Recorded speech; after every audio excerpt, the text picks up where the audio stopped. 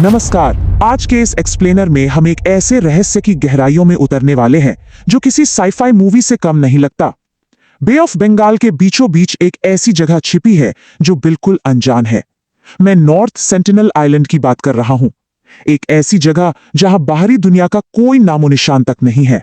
सोचिए, एक बेहद खूबसूरत हरा भरा आइलैंड, पर अगर कोई वहां जाए तो उसका स्वागत तीरों की बारिश और जानलेवा हमलों से होता है। आखिर क्यों? ज्यादातर लोग जो इस आइलैंड पर गए वो शायद ही कभी जिंदा वापस लौटे। ऐसा क्या है इस जन्नत जैसे द्वीप में जो वहां रहने वाली सेंटिनलीज ट्राइब को इतना आक्रामक बनाता है? ओके, तो चलिए इस विषय पर विस्तार से बात करते हैं। आज का हमारा रोड मैप कुछ इस तरह होगा। पहला, एक आइसोलेटेड और डेंजरस जन्नत। दूसरा, इस दुश्मनी की जड़ें कहां हैं। तीसरा, आधुनिक दुनिया से हुए कुछ जानलेवा टकराव। और आखिर में इन्हें इनके हाल पर छोड़ देना क्यों जरूरी है। तो शुरू करते हैं हमारे पहले हिस्से से, एक खतरनाक पर बिल्कुल अछूता अभयारण्य। अब ये सेंटिनलीज आखिर है कौन? ये नॉर्थ सेंटिनल आइलैंड के मूल निवासी हैं, जो वहां हजारों सालों से बिल्कुल अकेले बिना किसी बाहरी दखल के रह रहे हैं। जबकि पूरी दुनिया कहां से कहां पहुंच गई, नई नई टेक्नोलॉजीज आ गई, पर यह ट्राइब बस नेचर के साथ पूरे तालमेल में शांति से फलती फूलती रही। हमारी आधुनिक दुनिया से इनका कोई लेना देना नहीं है। वैसे अंडमान द्वीप समूह में ऐसी इंडिजिनस कल्चर्स का एक पूरा इकोसिस्टम बसा हुआ है, जैसे कि जरावा, ग्रेट अंडमानीज और ओंगे ट्राइब्स। ये सभी नेचर के साथ मिलजुल कर रहते आए हैं। पर एक बड़ा फर्क है, बाकी ट्राइब्स का बाहरी दुनिया से थोड़ा बहुत संपर्क जरूर हुआ है, लेकिन सेंटिनलीज वो आज भी पूरी तरह से अलग है। और यही चीज हमें आज के एक बहुत बड़े खतरे की तरफ इशारा करती है।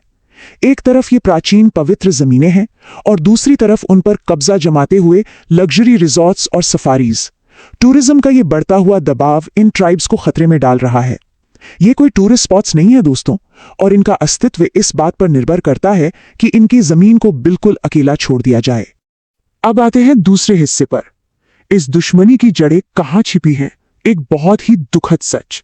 अगर हम इतिहास के पन्नों को पलटें तो इनके गुस्से का असल कारण समझ आता है।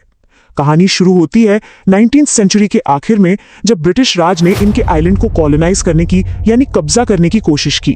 इसके तुरंत बाद कुछ ऐसा हुआ जिसने सब बदल दिया। जनजाति के कुछ बुजुर्गों और बच्चों को किडनैप कर लिया गया। यही डर आगे चलकर 2006 की घटना का कारण बना, जब 2 मछुआरे गलती से वहां भटक गए और मारे गए। उनका ये डिफेंसिव रवैया रातों रात नहीं पनपा है। चलिए इस किडनैपिंग वाले वाकये को थोड़ा और गहराइयों से समझते हैं। ब्रिटिश कॉलोनाइजर्स द्वीप पर आए और दोस्ती के धोखे में उन्होंने एक बुजुर्ग जोड़े और 2 बच्चों को जबरदस्ती पकड़ लिया। इन्हें पोर्ट ब्लेयर ले जाया गया, लेकिन सबसे बड़ी ट्रेजेडी तो तब हुई जब उस बुजुर्ग जोड़े की मौत हो गई। क्यों? क्योंकि उनके अंदर बाहरी दुनिया की बीमारियों से लड़ने की इम्यूनिटी थी ही नहीं। बच्चों को वापस आइलैंड पर छोड़ दिया गया। पर जरा सोचिए, इस एक घटना ने उस ट्राइब के दिलों में कैसा खौफ और नफरत भर दी होगी। उनका आक्रमण होना कोई पागलपन नहीं, बल्कि जस्टिफाइड सेल्फ डिफेंस है। अब यहां इंटेंशंस और रियलिटी का फर्क देखिए। बाहरी लोगों के इरादे चाहे जो भी हों, रिसोर्सेज जमा करना, कॉलोनाइज करना, या फिर आज के टाइम में सिर्फ एक कनेक्शन बनाना, लेकिन हकीकत क्या होती है? वो अपने साथ ऐसी जानलेवा बीमारियां लेकर आते हैं जिनका इन ट्राइब्स के पास कोई इलाज नहीं है। हमें ग्रेट अंडमानीज ट्राइब का हाल नहीं भूलना चाहिए, जो इन्हीं बाहरी बीमारियों की वजह से लगभग खत्म हो गई। यही सच्चाई इन मुलाकातों को इतना खतरनाक बना देती है। आगे बढ़ते हैं तीसरे हिस्से की तरफ, आधुनिक खतरनाक मुठभेड़, जब लोगों ने सारी हदें पार कर दी। यहां सबसे अहम नंबर है 3। भारतीय सरकार ने इस द्वीप के चारों तरफ 3 माइल का एक बहुत ही स्ट्रिक्ट एक्सक्लूजन जोन बनाया हुआ है। जब सरकार को समझ आ गया कि इन लोगों से कांटेक्ट करना सिर्फ हमारे लिए ही नहीं बल्कि उनके लिए भी कितना जानलेवा हो सकता है, तो उन्होंने सारे अटेम्प्ट्स रोक दिए और इस जगह को पूरी तरह से ऑफ लिमिट्स कर दिया। लेकिन इस स्ट्रिक्ट बैन के बावजूद कुछ थ्रिल सीकर्स ने रूल्स तोड़ने की जिद की। रिजल्ट, वो 2006 का मछुआरों वाला हादसा जिन्हें अपनी जान गंवानी पड़ी, या फिर उन डॉक्यूमेंट्री फिल्म मेकर्स की कहानी जिन्हें तीरों की बौछार के बीच वहां से भागना पड़ा। और तो और कुछ लोग रात के अंधेरे में चुपके से द्वीप पर उतर गए, ये सोचकर कि उनकी सर्वाइवल स्किल्स उन्हें बचा लेंगी। ये सारी घटनाएं बस यही बताती हैं कि इन बाउंड्रीज को तोड़ने का अंजाम मौत ही होता है। अब उन डॉक्यूमेंट्री फिल्म मेकर्स को ही देख लीजिए, उन्हें बिल्कुल यही लगता था कि उनका मकसद बहुत नोबल है, दुनिया को इस अनटच्ड आइलैंड की खूबसूरती दिखाना। लेकिन सेंटिनलीज ट्राइब के लिए यह कोई नेक काम थोड़ी ना था। जैसे ही बोट करीब आई, स्वागत तीरों की बारिश से हुआ।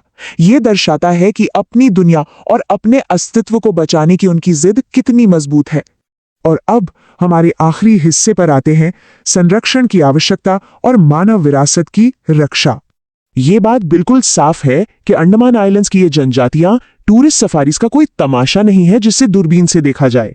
सोर्स मटेरियल इस बात पर बहुत जोर देता है कि प्रिजर्वेशन का मतलब सिर्फ पेड़ पौधे या जानवर बचाना नहीं होता, ये हमारे कल्चरल हेरिटेज को बचाने के बारे में है। ये लोग प्राचीन ज्ञान के संरक्षक हैं और एक जीता जागता उदाहरण है कि इंसान नेचर के साथ कितने परफेक्ट हार्मनी में रह सकता है। तो इस सब का निचोड़ क्या है? एक बहुत ही प्रभावशाली विचार यहां सामने आता है। हमें उत्सुकता से ऊपर करुणा को और जीतने की चाह से ऊपर समझ को चुनना चाहिए। ये लाइंस आज के इस विषय की आत्मा हैं। ये एक अपील है कि सेंटिनलीज को उनकी शांति में जीने दिया जाए। दुनिया में हर चीज एक्सप्लोर करने या उस पर कब्जा जमाने के लिए नहीं बनी है। इसी के साथ हम एक बहुत ही गहरे सवाल पर आकर रुकते हैं। क्या हम अपनी खुदगर्ज क्यूरियोसिटी के चलते इस अनजान दुनिया पर अपना झंडा गाड़ने निकल पड़ेंगे, या फिर हम इन रहस्यों का आदर करना सीखेंगे, उन्हें स्वीकार करेंगे, जो हमें याद दिलाते हैं कि इस विशाल दुनिया में हमारी जगह आखिर कहां है? इस बारे में जरूर सोचिए। आज के इस एक्सप्लेनर में मेरे साथ जुड़ने के लिए बहुत बहुत धन्यवाद।